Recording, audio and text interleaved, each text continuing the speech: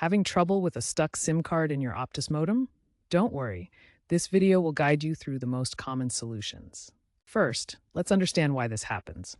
SIM card trays can jam due to dust, debris, misalignment, or even wear and tear, especially in humid climates like Australia. We'll cover three main issues: using the eject pin, resolving tray jams, and dealing with PUK activation problems. We'll start with the eject pin method. Make sure your modem is Optus compatible to avoid errors. Remember to always power down your modem before attempting any physical fixes to avoid damaging the device or SIM card. Remember to always power down your modem before attempting any physical fixes to avoid damaging the device or SIM card.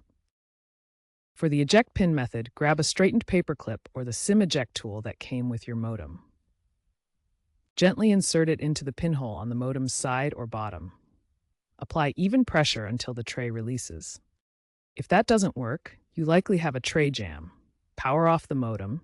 Inspect the tray for obstructions. Try using a soft brush or compressed air to clear any dust or debris. If your SIM is blocked due to multiple incorrect PIN entries, you'll need a personal unblocking key, PUK. You can get this from Optus via the app, SMS, or by calling 131-175. Finally, for activation issues, ensure the SIM is correctly inserted and restart your modem. If problems persist, use the Optus app or web portal to rerun the setup wizard.